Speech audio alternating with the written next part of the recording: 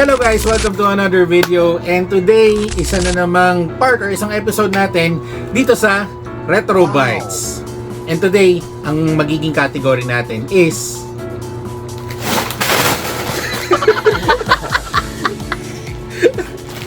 snacks. Snacks! So, bumili kami ng maraming snacks na as far as I remember, nandun na siya, available na siya, simula pa nung pagkabata ko. So, ayusin lang muna namin to per category, and balikan namin kayo later. Sige.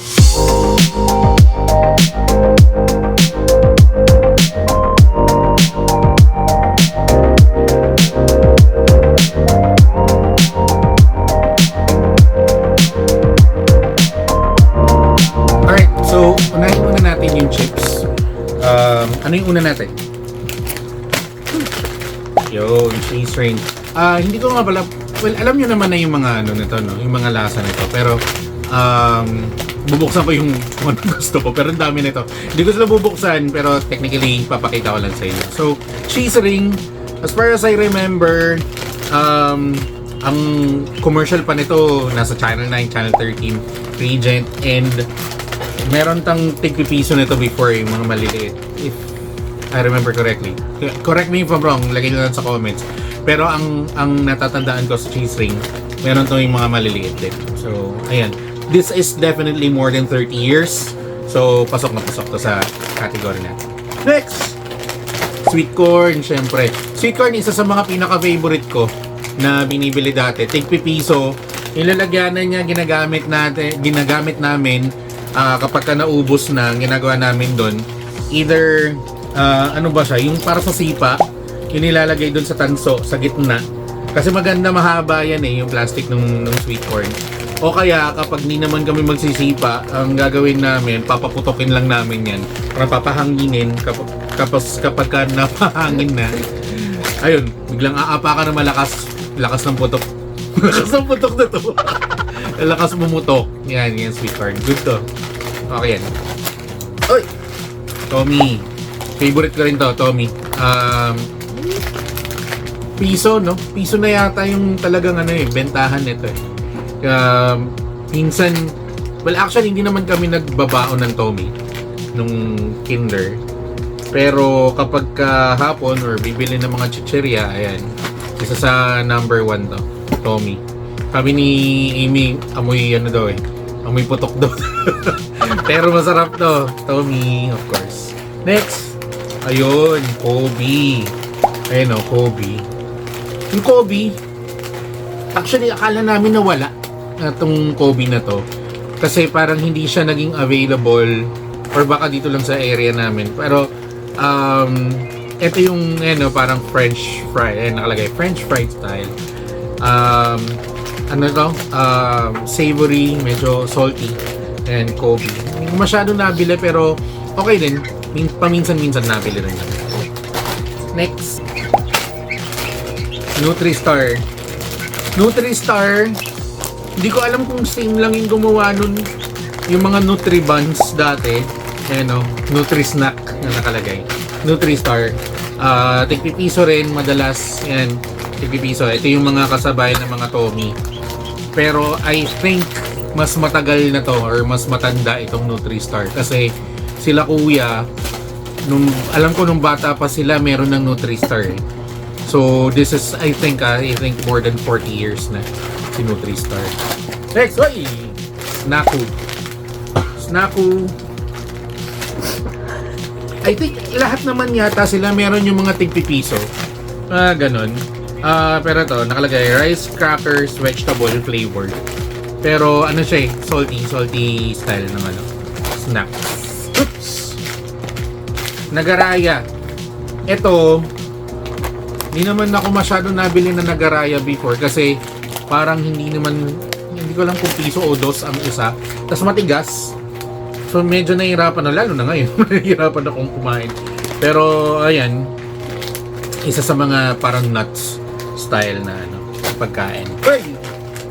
Mr. Chips.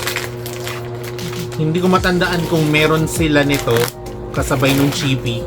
Kung meron sila yung mga tig-pipiso, pero ang alam ko wala. Eh ganito na siya, ganito.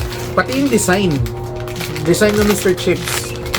Pero remember it correctly, siguro ganito na yung style at design ng Mr. Chips ever since. So, okay din siya. Cheesy, of course. Next, Ding Dong.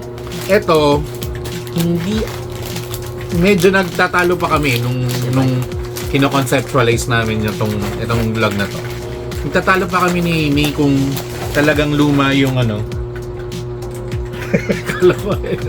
Kung luma yung Ding Dong or hindi. Kasi hindi ko talaga siya natatandaan. Pero sabi niya, dun daw sa kanila, matagal nang merong Ding Dong. Bata pa lang daw siya. Meron na talaga na. Nung tig-pipiso nga daw yun. Oh. Ito, ang matagal na, Expo. Ito yung lagi namin binibili talaga. Tapos, maliit lang siya. As in, itong Expo na to. Akala ko rin, wala na rin ito eh. Kaya, gulat ako nung nakita namin sa SM. Ayun. Next. Ayun. Corn Beats. Ayan, definitely meron yan. Corn Beats tig-piso. Meron din ito yung Fiesta. Corn Beats ba yun? Na hindi lang siya corn snack. Hindi lang siya yung corn beats. Meron pang iba-ibang laman. Parang may green peas, may ibang chips. Basta yun. Corn Beats Fiesta nga yata yun. Okay, ito. Hindi ko muna sasabihin kung ano siya. Kasi, medyo ano to eh. Medyo, ano bang term doon? Yung parang nagkakagulo eh. Kung ano ba talaga nito eh. Kasi, dati, bumibili ko nito. Pag pumunta ko sa tindahan, bibili ko nito, sasabihin ko, tattoos. Tattoos. Well, after a while, itong mga, ano lang, yung mga 2-3 years ago, merong mga nag-post. Ang nakalagay, Tahus. T-A-H. Isang malaking H. Di pala to double T. Tahus daw to. Tahus. So kayo na humusga. Ano sa tingin nyo? Tattoos ba to o Tahus? Comment nyo lang sa, comment section natin. Kung tattoos ba o Tahus to. Kayo na bahala. Next, Munchers. Yan. Siyempre, sa mga pinaka luma rin na mga snacks. Etong Munchers. Hindi ako mahilig sa green peas. Pero, I think ito lang din yata yung green peas na snack na nakakain. Aside from dun sa may corn beats na meron, siyempre, halo-halo na. So, Munchers. Next! Yan, Richie. Mga, ano to, tropang tig-pipiso. Richie, ito lang yata yung milk flavor na snack na ang ano na alam ko. Richie. Next. Cheez-It. Ayun.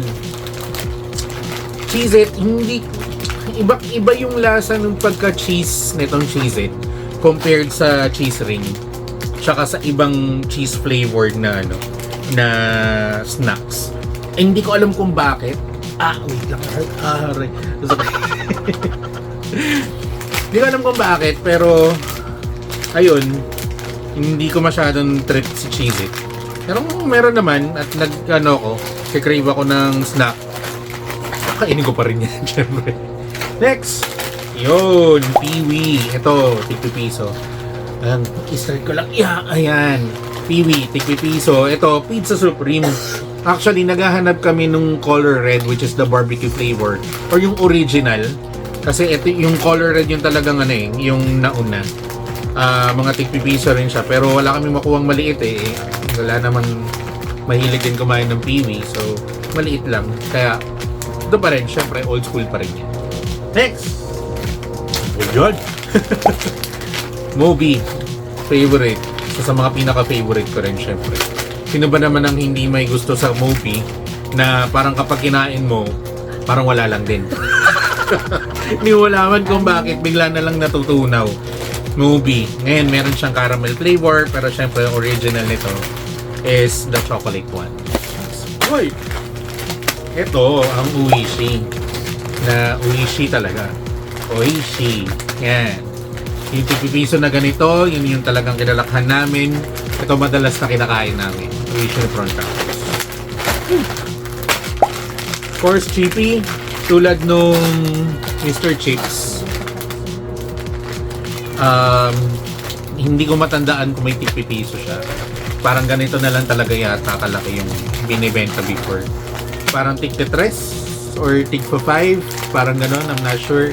Can't remember, pero alam ko ganito na kalaki. Cheapy. Ito yung original, yung barbecue. Siyempre, meron ng iba't ibang flavor and cheapy na yun. So, tapos na tayo sa mga chichirya. Wala na chichirya dyan, no? Wala na. Mga biscuits. Biscuits naman. Butter coconut.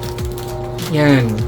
Butter coconut, first time kong nakakain ito, if I remember correctly, mga grade 2. Tapos, ang butter coconut dati, yung nakapak na tig-pipiso, tapos parang 2 piraso lang yung laman. Yung, ewan ko kung makikita ko pa yung sa sa images, na sa Google Images kung meron pa dito or something. Meron ako makita, lagay natin dito somewhere. Dito. Pero ito na kasi yung mga malalaki. May nakita pa tayo na maliliit. Wala, no? Parang ganito na, no? Malalaki. Pero I think Meron. ito kasi hindi ko pa siya nabubuksan. Actually, sige, buksan natin. Sira naman sa mga gusto ko to eh. Kainin na natin. Ayun. Okay. Akala ko kasi isang binuo. Pero 6 na piraso pala siya. Ayan. 6 pieces. I'm not sure kung nakikita, no? Pero 6 pieces siya. Ayan, no? Putol nga. Pero ganito siya. So, yung nabibili dati na parang tig-pipiso, if I remember correctly, is parang 2 ganito, magkapatong. Tapos naka-pack siya. Namang pinagbago sa lasa. Ganun pa rin naman. Ano pa rin siya? Same old butter coconut. Next!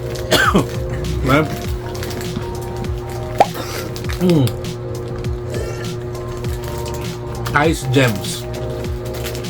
Ito matagal na nawala sa market. I'm not sure dun sa mga probinsya or somewhere. Pero din sa Manila, sa area namin, ang tagal na nawala nito. Hindi ko alam kung bakit. Pero ito yung kapag kinain mo, uunahin mo muna yung yung icing. Alam. Pero ito, binabaon ko to sa school. Dun sa may dati, kung taga Santa Mesa kaya, by the way, dun sa mga hindi alam, ako po'y taga Santa Mesa, nag-aral po ako sa may center sa Esperanza nung kinder ako. Dun sa may area namin, dadaanan namin ng lola ko. Meron kami pinagbibilan doon. Madalas na binibili namin ice gems and zesto, na yung lumang zesto. Orange, yun yung lagi namin binibili. Or minsan nadala lang ako ng pandesal. Big boy! Pandesal, tapos yun lang. Yung basta lagi kung merong zesto na na orange. Yan yung ice gems. Gating ko yung buntot mo. Ice gems, and lagi, dati, pag kinakain namin to, inuuna namin yung icing, yung tutunawin, tapos ito, either tutunawin or kakagat. Ako sa inyo, baka abnormal lang ako. Abnormal kami kasi hindi lang ako kumakain na ganun. Pero, isa sa mga pinaka-classics talaga to, itong ice gems. Oops! Pagkain ng baby. Ito ang madalas sa pagkain ng baby, Marie. Ayan. Ang nito, yung lalagyan niya na package is yung parang tatluhan, tapos transparent. Tapos may nakalagay maliit, Marie, mga ganun. Transparent. Tapos, ang ginagawa, ito kasi pinapakain sa mga baby kasi mabilis siyang matunaw.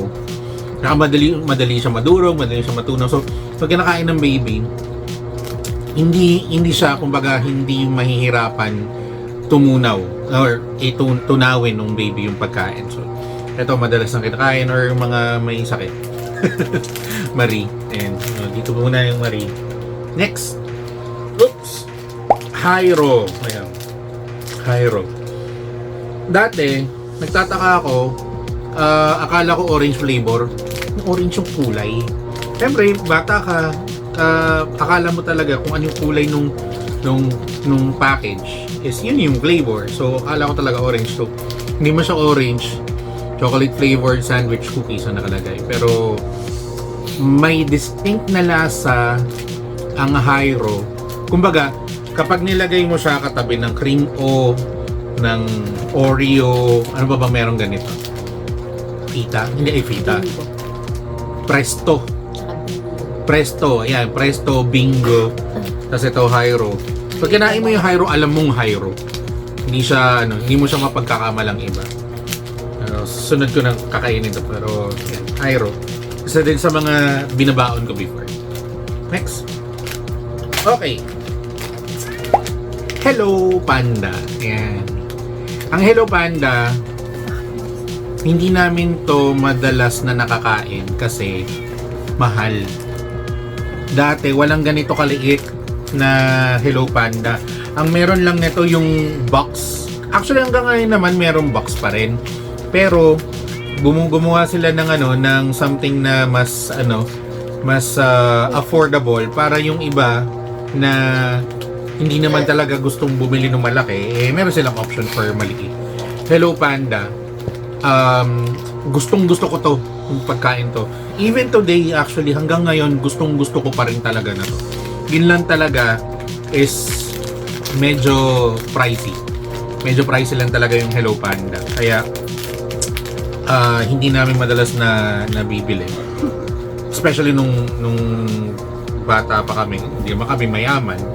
So kapag may mga bonus na si mami or kapag sinama ako sa grocery at hindi makahindi yung nanay ko, doon niya lang ako bibili ng Hello Panda. Ayan. Saka ibang-iba yung chocolate ng Hello Panda. Tapos ang nakakatuwa dito, yung mga drawing, ano kung makita nyo malapit natin. Ayan. Ayan. Hindi ko alam kung nakikita. Nagpo-focus? Yeah. Ayan. May mga drawing siya. Yun yung nakakatuwa doon. Siyempre, kung bata ka, bago mo kainin, titignan mo muna siya ano kayang ginagawa ni Panda. Ngayon, hindi ko makita. Malabo na mata. Pero yun yung gusto ko. Hello Panda. Hoy! Choco Crunchies.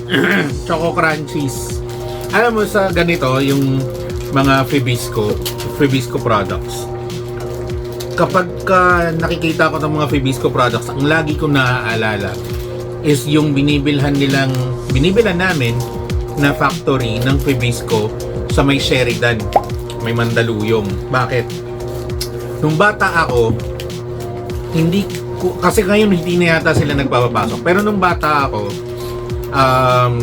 nagbebenta sila ng mga loose goods.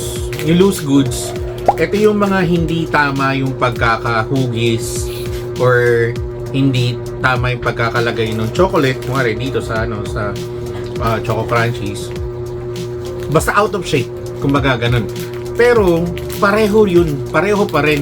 Crunchies pa rin yun, Choco Malos pa rin yun, Choco Chips pa rin yun.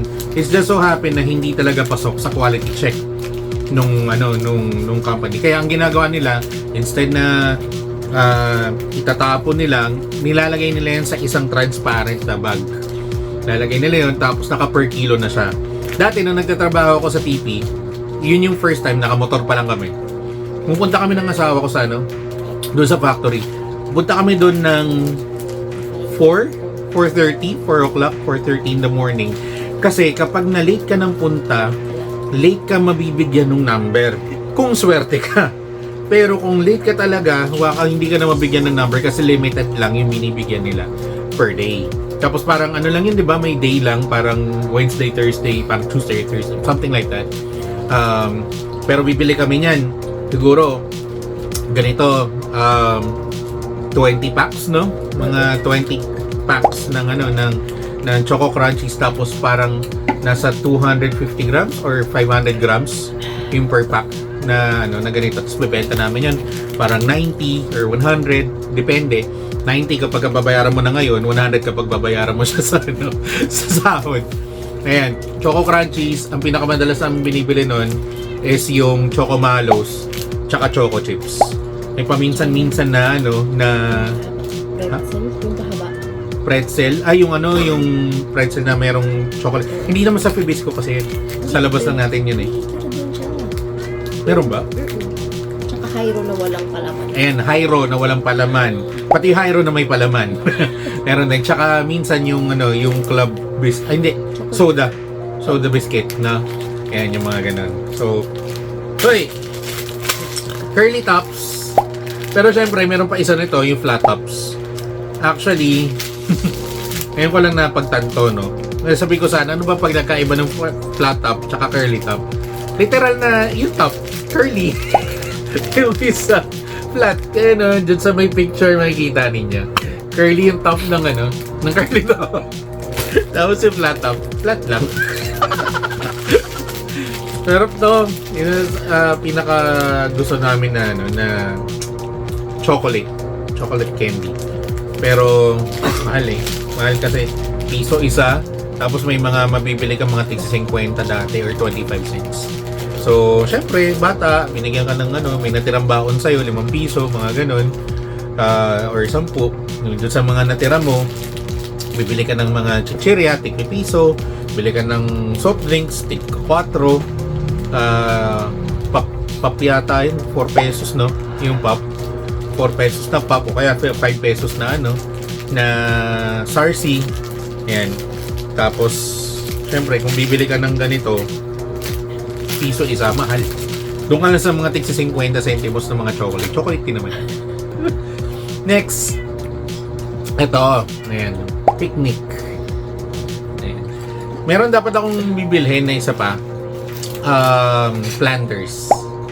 Pero kasi ang Planters, ang nakilala kong Planters is yung cheese balls. Kung siniswerte ka at meron ka mga kamag-anak na nasa States or may kakilala ka na nagpadala ng package, kasi doon ko lang siya natikman kapag na pinapadala lang sa amin from sa ibang bansa. Yung Planters, meron siyang kulay blue. Tapos, ang alam ko Planters is yung logo yung parang peanut eh. Tingnan natin, lagay ko dito yung ano yung logo. Pero ang alam ko dun sa Planters talaga is cheese balls. Dito wala na. Walang cheese balls na Planters. Meron sila yung parang what do you call this? Yung parang hindi man cheese sticks, basta yung mga pahaba. Meron sila Planters na peanut, mga ganun. Pero wala na yung ano, wala na yung cheese curls. Yan, may mga cheese curls din na Planters. Pero wala yung cheese balls. Ayan, naisip ko lang kasi ito, picnic. Kapag ka nakikita ko yung picnic, ang naaalala ko talaga si Mami. Kasi si Mami mahilig sa picnic. Tapos, kapag bumili ng picnic yon, tapos kumain ng picnic, ang ginagawa niyan, ganito lang hindi kalaki, hindi naman kami bumibili nung sobrang laki na picnic eh. Gagawin niyan, kakain siya isa-isa. Okay, minsan dalawa-dalawa piraso. Diba tayo, ngayon at least ngayon, siguro kapag kakain ka picnic, gaganon mo na eh, maramihan para ma-feel mo talagang inunguya mo siya. Pero dati, yan, kapag si Mami, nag-work or nanonood or what, kain yan pa isa-isa. Tapos kapag ka medyo, ano na, siguro mga 3/4 na lang, ayan, tatakpan niya na yan, tapos itatago niya na, itatabi niya. Ganun. Para mayroon para mamaya, mga ganun. So, tinitipid. Ganun. Doon talaga naalala, si Mami talaga naalala ko sa picnic. Ganun. Meron pa ba tayo? Wala na? Ayun, so, ayun lang guys, hindi ko na tinikman kasi alam niyo na yung mga lasa niya, mga yan. Pero syempre, meron pa rin ako mga favorite na binuksan ko, tulad nito, Hello Panda. Ayoko naman buksan lahat at hindi naman namin makakain yan lahat. Pero, ayun, naalala ko lang kasi, again, dito sa Retro Bites, dinidiscuss natin, or at least pinapakita ko sa inyo yung mga old school talaga na mga pagkain or mga kainan. Tulad nitong mga to, na alam ko, more than 30 years na ang mga pagkain na to na nasa market, and they might be really doing something good dahil hindi naman sila tatagal ng 30 years sa market. So ayun lang guys, salamat sa panonood nitong episode number 2. Hindi, actually number 3. Yung number 2 pala hindi ko pa na-upload. Pero this is episode number 3 ng ating Retro Bites. And ayun, siguro sa susunod, hanap din tayo ng iba-iba pa na mga makikita nating literal na old school na mga pagkain. So again, this is Jason. Thank you for watching another video. Please subscribe to our YouTube channel. Maraming mga nanonood na hindi pa nakaka-subscribe. So please subscribe, share it, comment na rin kayo sa baba. Ano yung sa tingin yung mga susunod na mga restaurants, pagkain na pwede natin i-feature dito sa Retro. So again, thank you for watching. See you again to the next one.